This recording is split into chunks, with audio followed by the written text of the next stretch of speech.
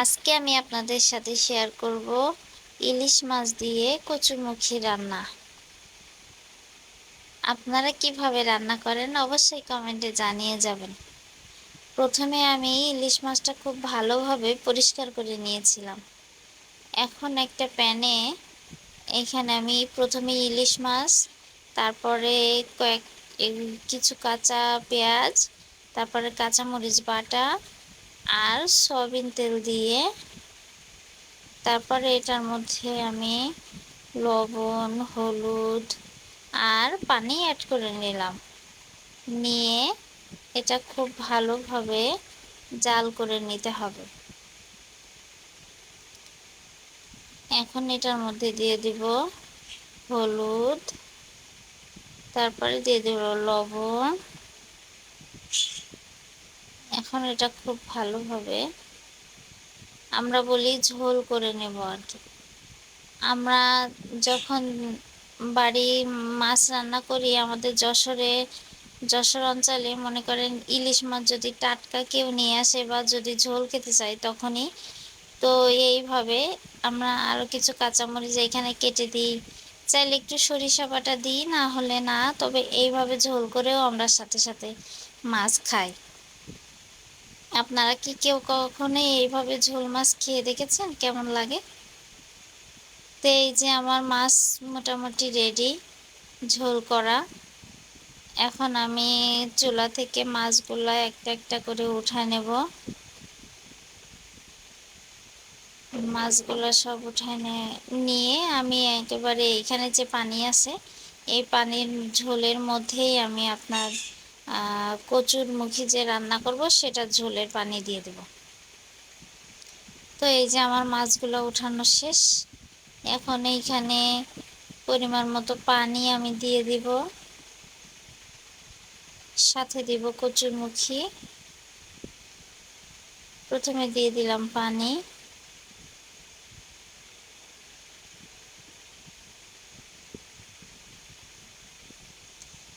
দেখেছেন সোনালী ইলিশ পানির মধ্যে কেমন সোনাগুলা চিকচিক করছে না? এখন এইখানে আমি একটা বাটা মশলার পেস্ট তৈরি করে নেব। প্রথমে দিয়েছিলাম সরিষা বাটা, তারপরে দিয়ে দিলাম পেঁয়াজ রসুন বাটা, তারপরে দিয়ে দিলাম কাঁচা মরিচ বাটা। এগুলো আমি খুব ভালোভাবে, তারপর দিয়ে দিলাম একটু হলুদ, এটা আমি কচুরমুখীর জন্য তৈরি করছি। তারপরে দিয়ে দিলাম লবণ। এখন এই পেস্ট মশলাগুলো আমি খুব ভালোভাবে লিকুইড করে নেব একটু পানি দিয়ে। এইভাবে রান্না করলে কি হয়, মশলাগুলো সব একসাথে দেওয়ার কারণে আপনার কোনো কাঁচা গন্ধ আসে না।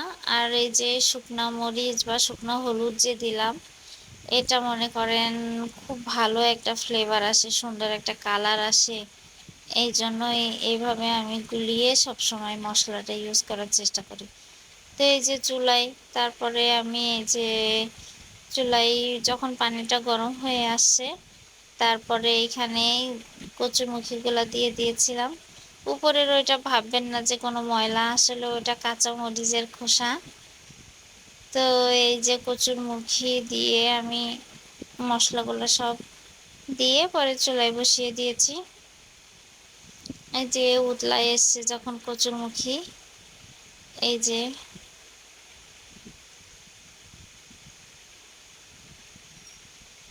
ভালো করে নেড়ে চেড়ে দিচ্ছিলাম। আমি কচুরমুখী পার্সোনালি সিদ্ধ করে রান্না করতে বেশি পছন্দ করি। আপনারা কিভাবে রান্না করেন জানাবেন। এইখানে আমার কিছু ছিলাও ছিল, কারণ আমি যেগুলো সিদ্ধ করে রেখেছিলাম পরে আমার মনে হয়েছে যে এটা হয়তো একটু কম হয়ে যেতে পারে। তারপরে এইখানে আমি মাছগুলাই অ্যাড করে দিলাম। যে ইলিশ মাছগুলো আমি আপনার জাল করে রেখেছিলাম বা কষিয়ে রেখেছিলাম সেইটা আলাদা করে রাখা ছিল, সেটা আমি তরকারির মধ্যে দিয়ে দিয়েছি। তো এখন দেখেন আমার তরকারিটা হচ্ছে। আপনাদের কাছে কেমন লাগলো অবশ্যই জানাবেন।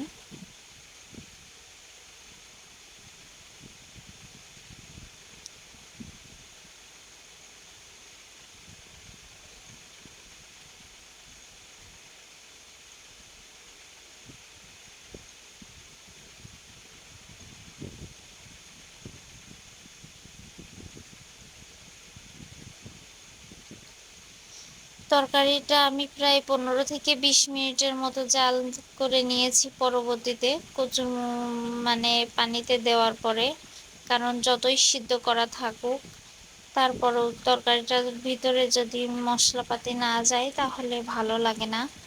এই জন্য খুব ভালোভাবে জাল করে নিয়েছিলাম। যত বাতাস আর ধোঁয়া সব আমার ফোনে, ফোনের ক্যামেরার এইদিকে, অন্যদিকে কোনো বাতাস যায়ও না, আসেও না। মনে করেন আমি যদি ওই সাইডে আবার ক্যামেরা রাখি, তো ওই সাইডেই আপনার বাতাস।